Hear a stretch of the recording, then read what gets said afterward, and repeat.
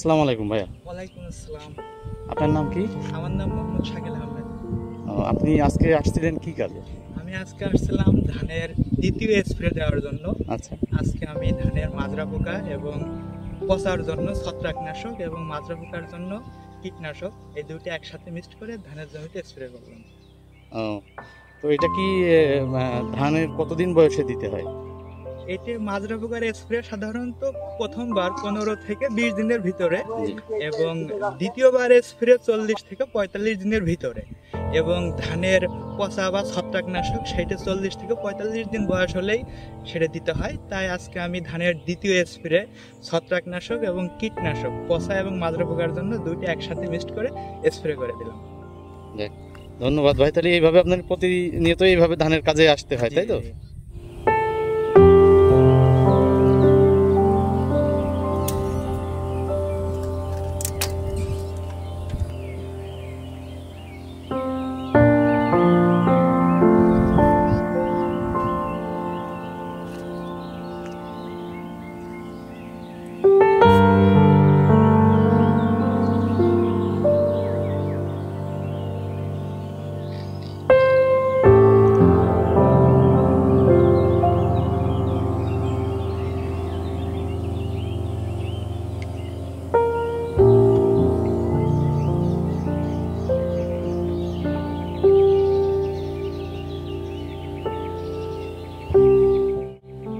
আতিয়ার রহমান।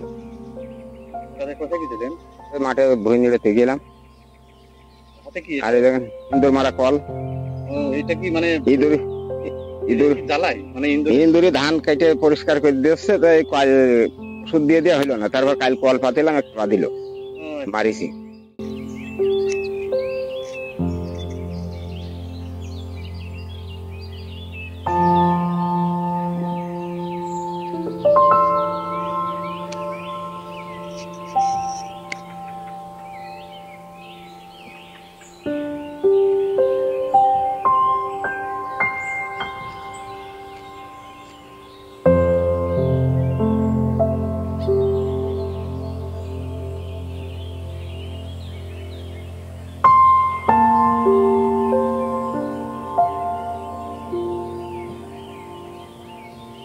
এই এলাকারই একটা ছেলে।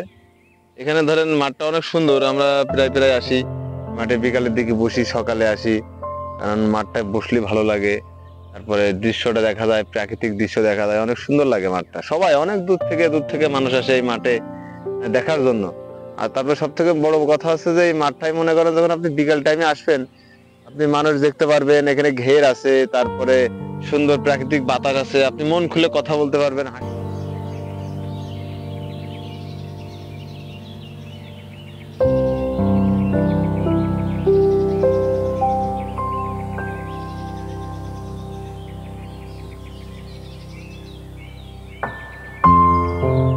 গ্রাম কিসমত গড়িয়ালা।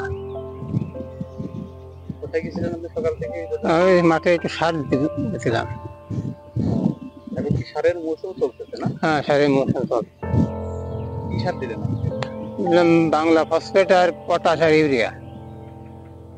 এইগুলা মানে আপনি যে দিচ্ছেন, এগুলাতে কি ধানের কোন ধরনের উপকারে আসে?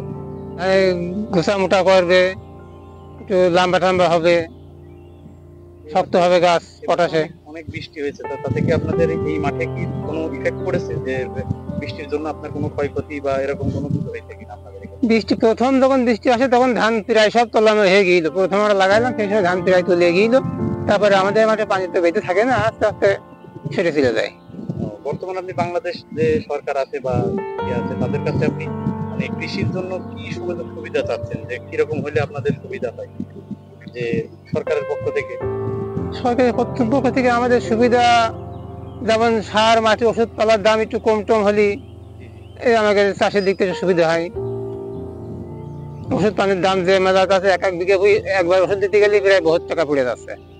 যে পরিমাণে পোকার হার বৃদ্ধি হয়েছে, সে পরিমাণে ওষুধ দিতে গেলে ঠেকানো কষ্ট। 3 বার ওষুধ দেওয়া হয়ে গেছে, অথচ পোকায় সারতেছে। ঠিক আছে, আপনার এই ভিডিওর মাধ্যমে সবাই জানতে পারবে যে আসলে আপনি এখানে বসে সারা বিশ্বের লোকে আপনাকে দেখছে।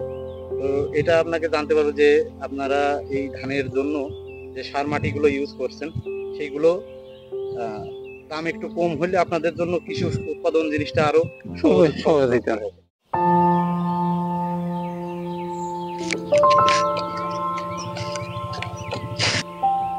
পচার ওষুধ দিচ্ছি আর মাজরার ওষুধ দিচ্ছি। এটার উপকারিতা কি? এটা উপকারী হচ্ছে যে পচা লাগবে না, মাজরা লাগবে না ভুইতে। কাকার গ্রামের তো এখানে না, গ্রামের নাম কি? কিসমত গড়িয়ালা। আপনাদের কি ওষুধের দাম একটু কম হলে সুবিধা হয় না? একটু সুবিধা তো হয়। আপনার তো আবহাওয়ার কথাটা বলেন যে আপনি সরকারের কাছে কি চাচ্ছেন? সরকারের কাছে আমরা চাচ্ছি আমাদের ওষুধ সার ওষুধের দামটা একটু কমে গেলে আমাদের চাষটা ভালো হবে, এটাই আমরা চাচ্ছি। তো এটা আপনার না, এটা সবারই চাওয়া। সবার জন্য তো সেটাই আমি তুলে ধরার চেষ্টা করছি মানুষের কাছে।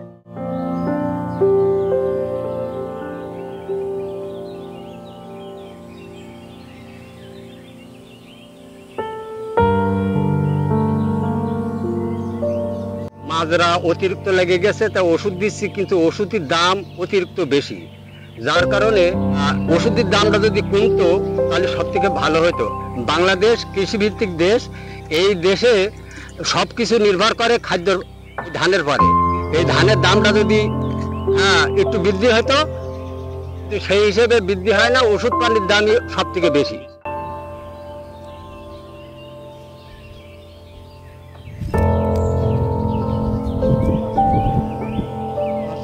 তোমার আবু সিদ্দিক, গ্রামের নাম কিসমত গড়িয়ালা।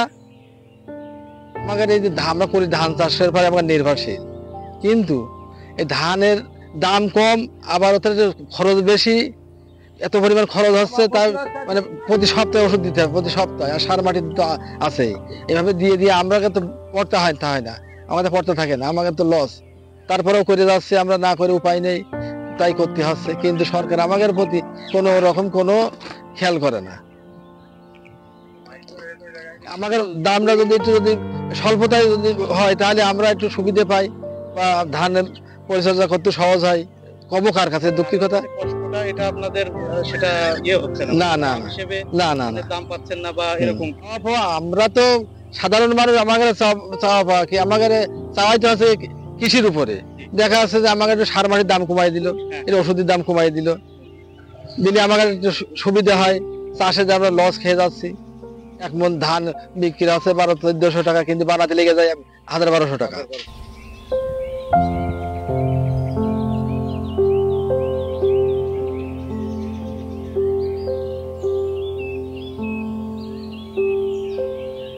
আসসালামু আলাইকুম, আমার নাম মোহাম্মদ গোলাম মোস্তফা।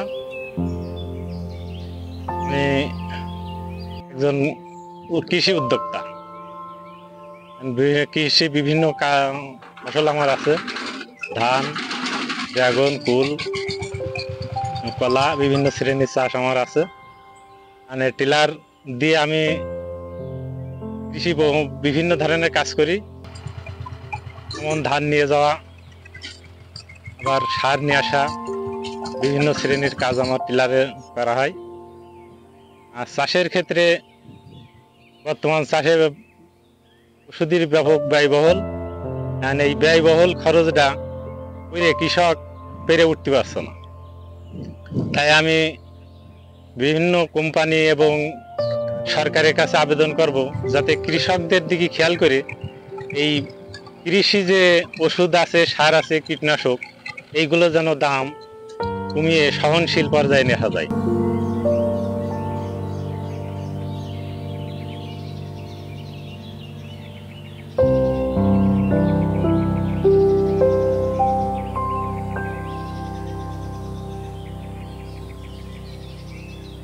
আপনার স্প্রে শেষ? জি, আজকে আমাদের শেষ। সকালবেলা প্রথম আপনার সাথে কথা হয়েছিল, জি, প্রথম ইন্টারভিউটা আপনারই দিয়েছিলাম। আসলে সব কথাই হয়েছে আপনার সাথে কি স্প্রে দিলেন বা কি করলেন, কিন্তু মানে আপনার কৃষি পণ্যের যে দাম, এটা তো একটু হাতের নাগালের বাইরে। অবশ্যই যে কৃষকের সুবিধা হয় এরকম? কৃষকের সুবিধা সরকার যে আমাদের টিএসপি, ইউরিয়া, এমওপি এই সারগুলো যে দাম নির্ধারণ করেছে, যদি কৃষক পর্যায়ে সেই দামেই কৃষক যদি খুচরা পর্যায়ে কিনতে পারতো তাহলে কৃষকের জন্য অনেক সুবিধা হতো। কিন্তু ব্যবসায়ী সিন্ডিকেট এবং ডিলারদের কারণে কৃষকরা এই দামে কখনোই সার পায় না। এইটা আমি মনে করি সরকারের অনেক একটা ব্যর্থতা, কারণ কৃষকদের সরকার সুবিধা দিতে পারছে না।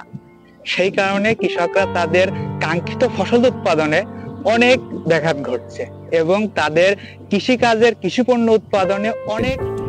ভাই ধন্যবাদ, আপনার খুব সুন্দর কথা বললেন। আমরা চেষ্টা করব যে আপনার এই বক্তব্যটাকে বিশ্ব দরবারে তুলে ধরার জন্য, বাংলাদেশের মানুষ দেখবে, জানবে। ইনশাল্লাহ আমার চেষ্টা আমি করতেছি এখন।